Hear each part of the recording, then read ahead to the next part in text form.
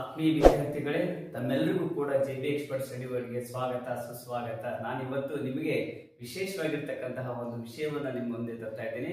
ಈಗಾಗಲೇ ನಾನು ಆಕ್ಟಿವೈಸ್ ಸ್ಪೆಷಲಿಸ್ಟ್ ಅಂತಕ್ಕಂಥ ಸರಣಿಯನ್ನು ಸ್ಟಾರ್ಟ್ ಮಾಡಿದ್ದೀನಿ. ಅದರಲ್ಲಿ ಸಿಂಪಲ್ ಪ್ರೆಸೆಂಟ್ ಟೆನ್ಸ್ ಅನ್ನ ಯಾವ ರೀತಿ ನಾವು how to make a passive voice ಅಂತಕ್ಕಂಥದ್ದನ್ನು ಕಲ್ತೀವಿ. ಈಗ ಇವತ್ತು ಮುಂದಿನ ಸರಣಿ ಪ್ರೆಸೆಂಟ್ ಕಂಟಿನ್ಯೂ ಟೆನ್ಸ್.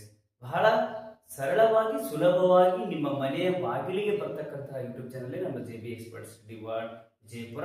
ದಯವಿಟ್ಟು ತಾವೇನಾದ್ರೂ ಇದಕ್ಕೆ ಹೊಸಬರಾಗಿದ್ರೆ ಇವತ್ತೇ ನಮ್ಮ ಚಾನಲ್ ನೋಡ್ತಾ ಇದ್ರೆ ದಯವಿಟ್ಟು ಶೇರ್ ಮಾಡಿ, ಲೈಕ್ ಕೊಡಿ, ಕಮೆಂಟ್ಸ್ ಮಾಡಿ ಅಂತಕ್ಕಂಥ ಮಾತನ್ನು ಹೇಳ್ತಾ ನಾನು ಇವತ್ತು ಕ್ಲಾಸ್ ಅನ್ನು ಸ್ಟಾರ್ಟ್ ಮಾಡ್ತಾ ಇದ್ದೀನಿ. ಪ್ರೆಸೆಂಟ್ ಕಂಟಿನ್ಯೂಸ್ ಟೆನ್ಸ್ ಇಲ್ಲಿ ಒಂದು ಪ್ಯಾಟರ್ನ್ ಅನ್ನು ಮಾಡಿದ್ದೀನಿ ನಾನು, ಅದನ್ನ ಸ್ವಲ್ಪ ಅಪ್ಲೈ ಮಾಡ್ಕೊಳ್ರಿ. First you have to take object and then helping verbs and being. Sir being ಯಾಕೆ ಬರ್ತಿದ್ದು?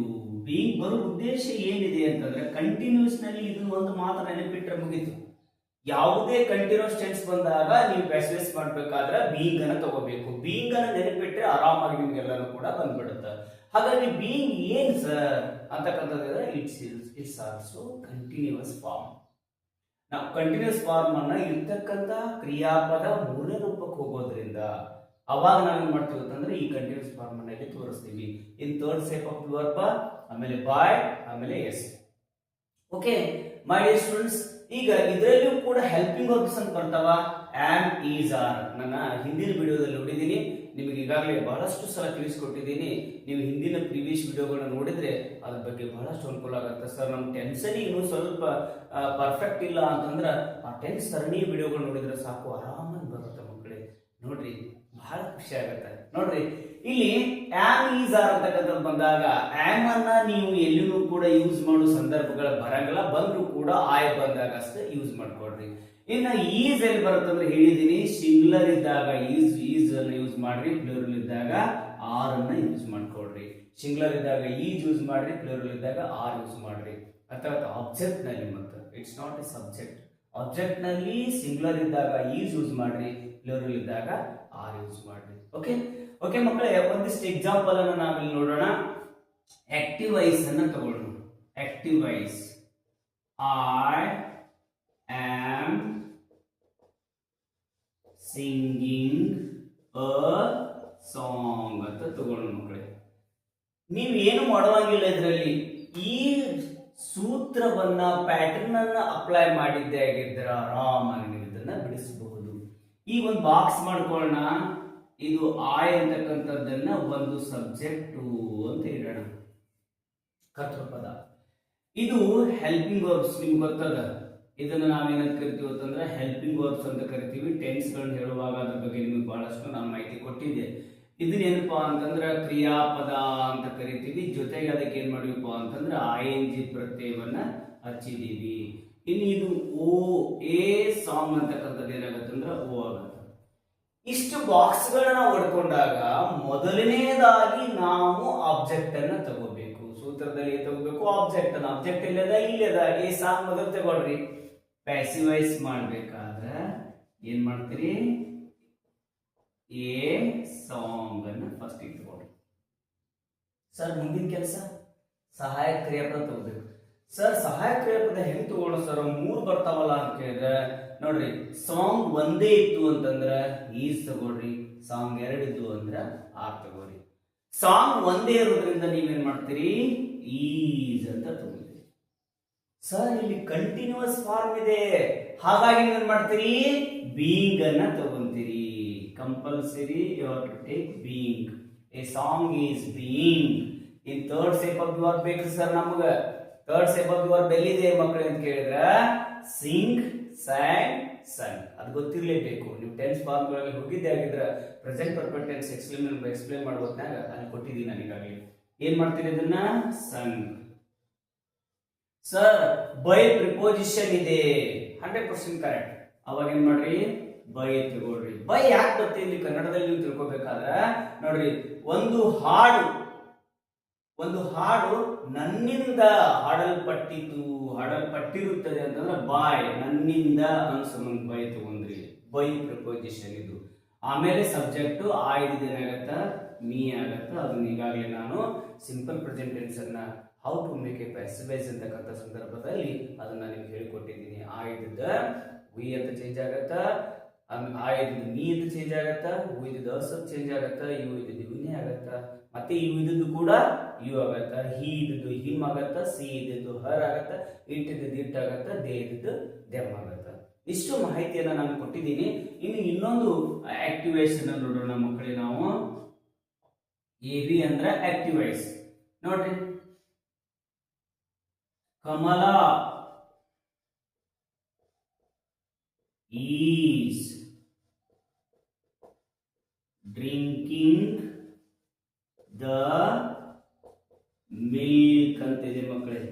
ಎಷ್ಟು ಆರಾಮಾಗಿರ್ತಕ್ಕಂತಹ ಒಂದು ಸೆಂಟೆನ್ಸ್. ಯಾಕಂದ್ರೆ ಸರ್ ಇದು ನಾವು ಹೆಂಗ್ ಗುರ್ತು ಮಾಡೋದು, how to recognise this sentence ಅಂತ ಕೇಳಿದ್ರೆ ಈ ಟೆನ್ಸ್ ಅನ್ನ ಹೆಂಗ್ ನಾವು ರಿಕಗ್ನೈಸ್ ಮಾಡಬೇಕು ಅಂತಂದ್ರೆ ಈಸ್ ಅಂತಕ್ಕಂಥದ್ದು ಪ್ರೆಸೆಂಟ್ ಫಾರ್ಮ್, ಐಎನ್ಜಿ ಅಂತಕ್ಕಂಥದ್ದು continuous form, present continue tense ಅಂತ ಬರುತ್ತೆ.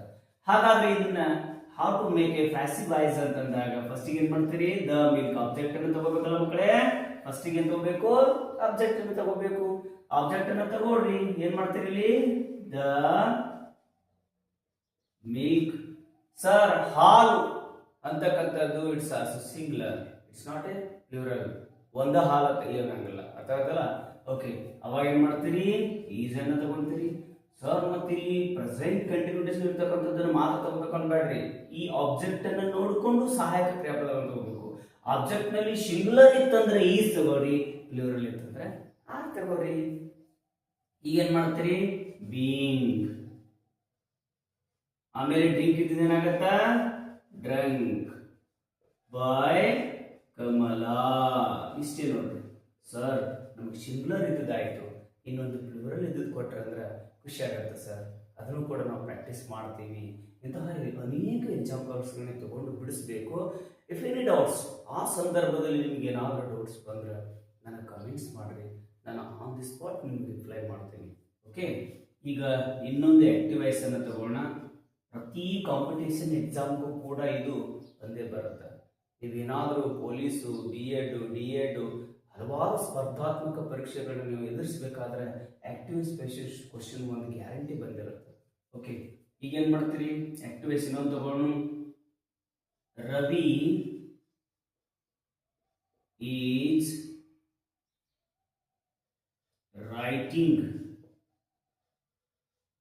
ಆ್ಯಂಡ್ ಎಕ್ಸಾಮ್ಸ್, ಪರೀಕ್ಷೆಗಳನ್ನ ಬರೀತಾನ ಅಂತಕ್ಕಂಥದ್ದು ನಾವಿಲ್ಲಿ ತಗೊಂಡಾಗ ಅವಾಗ ಇದನ್ನ ಪ್ಯಾಸಿವ್ ಫಾರ್ಮ್ ಅನ್ನು ಮಾಡೋಣ ಮಕ್ಕಳೇ.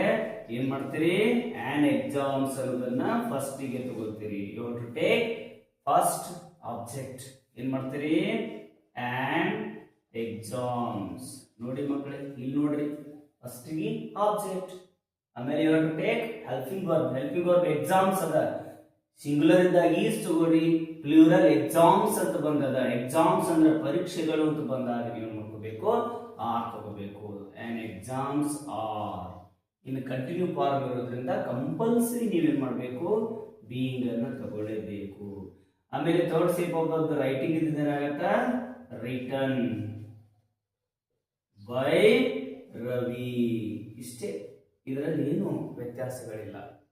ಹಾಗಾಗಿ ನೀವು ಇದರಲ್ಲಿ ಮುಖ್ಯವಾಗಿ ತಿಳ್ಕೊಳ್ಳತಕ್ಕಂಥದ್ದು ಎಕ್ಸಾಮ್ ಟಿಪ್ಸ್, ಅಥವಾ ಈ ಒಂದು ವಿಡಿಯೋದ ಕೊನೆಯದಾಗಿ ಸ್ಕಿಪ್ ಮಾಡದೆ ನೋಡದೆ ಇದ್ದಾಗ ಒಂದು ಕೊನೆಯದಾಗಿ ಕೊಡ್ತಕ್ಕಂಥ ಟಿಪ್ಸ್ ಏನಂತಂದ್ರೆ, ಕಂಟಿನ್ಯೂ ಫಾರ್ಮ್ ಇದ್ದಾಗ ಬೀಯಿಂಗ್ ಅನ್ನ ಬಳಸ್ಕೋಬೇಕು. ಇದನ್ನ must and should you have to remind it. Okay, continuous form ಇದ್ದಾಗ ನೀವೇನ್ ಮಾಡಬೇಕು, ಬೀಯಿಂಗ್ ಅನ್ನ ಬಳಸ್ಕೊಳ್ಳೇಬೇಕು. ಅವಾಗ ಥರ್ಡ್ ಸ್ಟೆಪ್ ತಗೊಂಡು ಬೈ ಪ್ರಿಪೋಸಿಷನ್ ತಗೊಂಡು ನೀವು ಸಬ್ಜೆಕ್ಟ್ ಅನ್ನು ತಗೋಬೇಕು. ಇಂತಹ ಒಂದು ವಿಶೇಷವಾಗಿರ್ತಕ್ಕಂಥ ಮಾಹಿತಿಯನ್ನು ತಮ್ಮ ತಂದಿದ್ದೀನಿ. ಪ್ರಾಕ್ಟೀಸ್ ಮಾಡಿ, ನಿಮ್ಮ ಸ್ನೇಹಿತರಿಗೂ ತಿಳಿಸಿ.